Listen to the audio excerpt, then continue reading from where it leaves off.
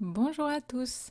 Voici encore une idée pour vous qui était normalement prévue pour Noël, mais c'est très bien aussi pour Pâques, car quand vous voyez les formes, en fait, ça ressemble plus à des œufs qu'autre chose. Alors, c'est principalement composé d'un fil blanc qu'on va rigidifier. Et alors, il nous faut quelque chose, comme par exemple des petits ballons. Ce sont des petits ballons à eau qu'on peut gonfler, bien attacher, et puis qu'on peut utiliser comme moule pour enrouler notre fil autour de ça en fait. Alors il y a une chose qui est très très importante que j'ai oublié de vous montrer ici, c'est de appliquer un peu de vaseline tout autour du ballon, ou alors de l'huile ou de la margarine ou n'importe quoi que vous avez d'huileux, ça peut aller pour que le fil ne s'attache pas au ballon. Sinon ça ne va pas marcher, c'est très important. Alors on va donc prendre un fil, moi je prends un fil en coton, le genre qu'on utilise pour crocheter par exemple. Et alors on va en prendre donc dérouler quelques mètres. Je ne sais pas exactement combien j'ai déroulé, c'est pas grave si c'est trop. Et alors on va appliquer donc une colle qu'on peut utiliser pure ou bien diluée avec un peu d'eau. C'est une colle de bricolage que j'ai déjà utilisée dans d'autres vidéos de bricolage. Euh, c'est une colle vinylique, je crois. C'est tout à fait inoffensif, non toxique, etc. Et c'est très très pratique. Ça colle assez fort. Et donc on doit bien tremper le fil dedans. Et puis on peut essorer un peu quand même.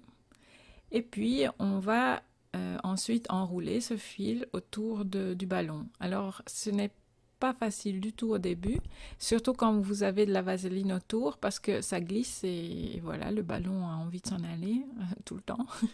Mais une fois que vous avez un peu de fil, ça marche, ça s'accroche beaucoup plus facilement et on peut aller un petit peu plus vite. Bon, ici j'ai accéléré parce que ce n'est pas très très passionnant. Mais en fait, voilà, vous devez tourner le ballon un petit peu tout le temps, dans tous les sens, pour avoir le fil un peu partout. Alors, vous pouvez faire l'épaisseur que vous voulez. Bien sûr, il faut quand même avoir un peu d'épaisseur pour qu'en séchant, ce soit assez rigide. Mais sinon, voilà, si vous avez envie d'en faire plus, vous faites plus, voilà. Mais ça suffit.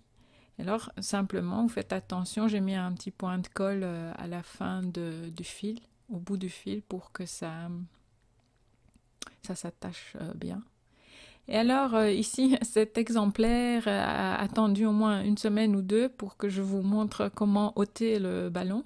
Et donc, vous avez vu, le ballon était déjà un peu dégonflé. Mais sinon, vous avez normalement le ballon encore gonflé dedans, qu'on peut donc péter avec une aiguille. Et puis, on peut retirer les petits bouts. D'habitude, ça s'éclate en plusieurs morceaux et on peut les retirer avec une pince à épiler, par exemple. Et alors, voilà, vous obtenez donc cette base qui est vide et transparent. Et moi, j'adore ça comme ça. Surtout quand il y en a beaucoup. Si vous, par exemple, vous pouvez les accrocher au plafond ou quelque part d'autre. Moi, je trouve ça très, très beau déjà comme ça. Mais si on a envie, j'avais pensé peut-être pour Pâques, j'essaierais bien d'introduire dedans, par exemple, des plumes et des petits œufs, ou des petits œufs en chocolat, ou des petits œufs en bonbons, comme ça. Quelque chose, ça peut être vraiment sympa. Et alors, on peut aussi les attacher à des branches. Voilà. Donc, c'est une petite idée très très simple que vous pouvez faire même avec des enfants. Ça, c'est vraiment sympa. Et on peut en faire plusieurs très rapidement. Et voilà.